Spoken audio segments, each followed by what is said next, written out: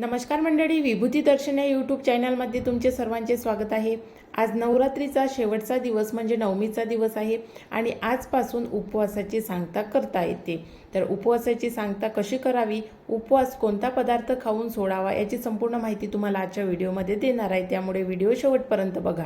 आणि नवरात्रामध्ये केले जाणारे उपवासाची फलप्राप्ती तुम्हाला कशी मिळते ही सुद्धा माहिती देणार आहे। नवरात्र हा सण 9 दिवस चालणारा असतो, त्यामुळे नवरात्रातील उपवास हे सुद्धा 9 दिवस करावे। नवरात्राची सुरुवात ज्या तिथीपासून होते म्हणजे नवरात्राची सुरुवात ही प्रतिपदा तिथीपासून होते, त्या दिवसापासून नवरात्रीचे उपवास करावे आणि नवमीला या उपवासाची सांगता करावी।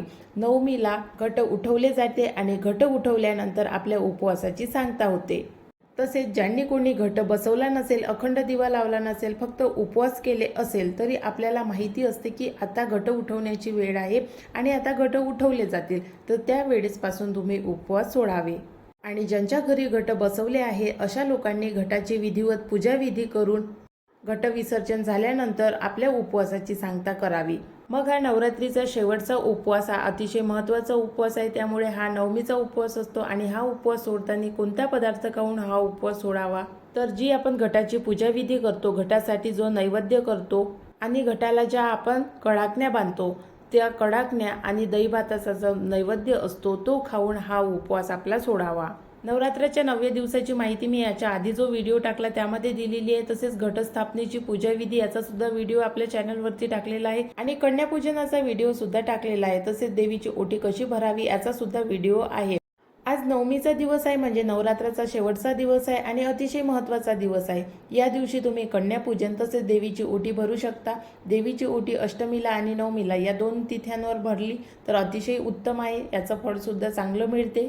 तसेच आपल्या कुलदेवीची ओटी भरणे सुद्धा महत्त्वाचे आहे, म्हणून कुलदेवीची ओटी सुद्धा आज तुम्ही भरावी आणि भरली नसेल तर आज अवश्य भरा। आणि तुमच्यापैकी काही मैत्रिणींना काही प्रश्न असते, जसा कोणाचा दिवा विझतो, कोणाचा दिवा तुटतो, कुणाची महावारी येते, तर कुणाला कन्यापूजन करायचं आहे पण पिरियड्स आहे, तर मग कन्यापूजन कसं करायचं। तसेच दिवा लावलेला आहे पण दिव्यामध्ये तेल टाकताना वेळ झाल्यामुळे दिव्याची वाट खूप जास्त जळली आहे, तर मग काय करावं। तसेच उठता बसता उपवास कसा सोडावा, हे जे तुमचे सर्वांचे प्रश्न आहे याचे संपूर्ण व्हिडिओमधून मी तुम्हाला उत्तरं दिलेली आहे, तसे कमेंट्समधून सुद्धा उत्तरं दिलेली आहे। आणि या व्हिडिओमध्ये तुम्हाला एकच सांगते की जर आपल्याच्याने कोणतीही चूक झाली असेल तर त्या चुकीबद्दल देवाला क्षमा मागावी, देवीला क्षमा मागावी आणि दोन्ही कान पकडून मला माझी चूक भूल माफ कर म्हणून देवीकडे आराधना करावी आणि आपल्या चुकीबद्दल क्षमा मागावी। देवी नक्कीच आपल्या चुका दुरुस्त करण्यासाठी आपल्याला सद्बुद्धी देईल।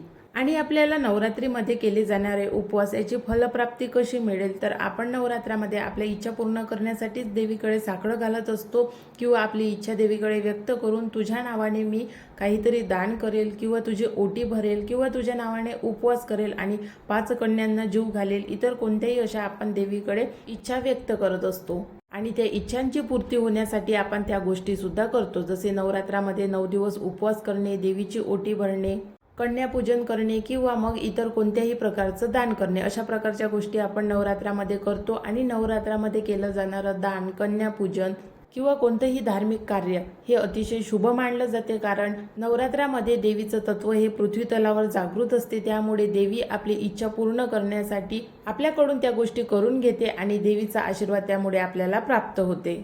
आणि जर या नवरात्रामध्ये आपल्याच्याने काही चुका झाल्या असेल तर पुढच्या नवरात्रामध्ये त्या चुका होणार नाही याची सुद्धा काळजी आपण घ्यावी। कुणाकुणाच्या चुका झाल्याही नसतील, पण बऱ्याच जणांच्या कमेंट्स आल्या त्यावरून समजते की नवरात्रामध्ये बऱ्याच स्त्रियांकडून काही चुका झाल्या आहे, बऱ्याच स्त्रियांना काही अडचणी आल्या आहे, त्यामुळे पुढच्या नवरात्रामध्ये नव्याने सुरुवात करावी। आणि अखंड दिवा कोणाचा विझला असेल, विझलेला अखंड दिवा हा परत लावल्यावर त्याला अखंड दिवा म्हणता येत नाही, तर येणाऱ्या पुढच्या नवरात्रामध्ये तुमचा अखंड दिवा विझायला नको याची काळजी घेऊन तुम्ही अखंड दिव्याकडे विशेष लक्ष ठेवावं। आणि अशा प्रकारे उद्या दशमी आहे म्हणजे उद्या दसरा आहे, त्यामुळे आपणा सर्वांना दसऱ्याच्या खूप खूप शुभेच्छा। आपल्या सर्वांच्या सहकार्यामुळे, प्रेमामुळे आणि आपण माझ्या चॅनलला सबस्क्राईब केल्यामुळे माझ्या चॅनलचे 3000 सबस्क्रायबर पूर्ण झाले, याबद्दल तुम्हा सर्वांचे मी खूप मनापासून आभारी आहे आणि असंच प्रेम करत राहा। नवरात्रीमध्ये तुळजाभवानी या देवीला मांसाहाराचा नैवेद्य का दाखवला जातो, तर याचा व्हिडिओ मी आपल्या चॅनलवरती लवकरच टाकणार आहे।